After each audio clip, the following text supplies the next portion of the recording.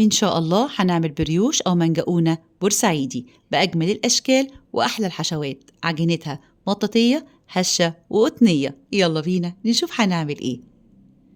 أول حاجة هنجهزها الخميرة. معلقة كبيرة من الخميرة، نص كوباية من السكر باخد منه معلقة كبيرة، نص كوباية من المية الدافية بقلبهم واسيبهم على جنب يختمروا.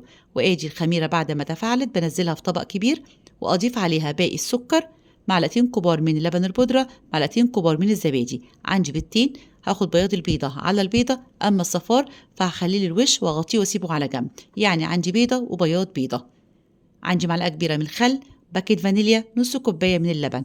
بقلبهم كويس جدا وأضيف عليهم نص كيلو من الدقيق المنخول، نص معلقة صغيرة بيكنج باودر ورشة من الملح. بخفقهم كويس وأعجنها كويس جدا. بتلاحظوا إن العجينة بدأت تلزق طبيعي لأن فيها بيض وسكر. هنزل عليها بنص كوباية من الزبدة، بعجنها كويس جدا بالشكل ده لمدة 10 دقايق لغاية ما تحصلوا على عجينة طرية وناعمة ومطاطية في نفس الوقت بالشكل ده. بجيب مسحة من الزيت واحط فيه العجينة وعلى الوش برضو مسحة من الزيت واسيبها تختمر لمدة ساعة.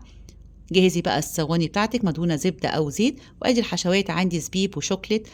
أما خليط التغطية ربع كوباية من اللبن، ربع معلقة صغيرة من نسكافيه، وعندي بيضة وعندي رشة فانيليا.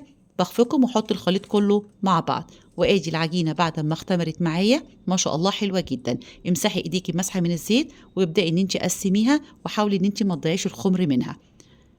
بالشكل دوت هبدأ ان انا اقسمها واغطيها كويس جدا، وهاخد جزء هقسمه كده على 4 أجزاء أو 5 حسب الحجم اللي انت عايزاه. باخد قطعة كده بشكلها رول واعمل لها فجوة من النص وابدأ ان انا احشيها مشمشية كانت متبقية معايا. اي حشوة بتحبيها استخدميها. بقفلها بقى بالشكل دوت واعمل لها شكلها المتعارف وشكل الحلزوني.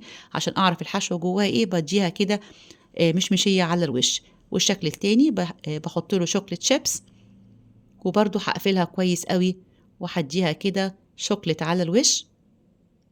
والشكل التالت اللي هو شكل النضارة بقفل واحدة يمين وواحدة شمال بالشكل ده بالتساوي.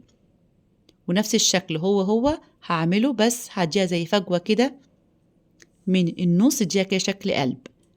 وعندي هنا الضفيرة طبعا كلنا عارفينها، بضفرها كويس واشيل كده الأجزاء من فوق ومن تحت واقفلها. ممكن تسيبيها سادة بس انا احط لها كده زبيب تديها برضو شكل وطعم حلو. بسيبها تختمر لمدة ربع ساعة وبعد كده بديها دهان على الوش واديها رشة بسيطة من السكر والحبيبات. بدخلها على درجة حرارة 200 تطلع معايا بالشكل الجميل ده.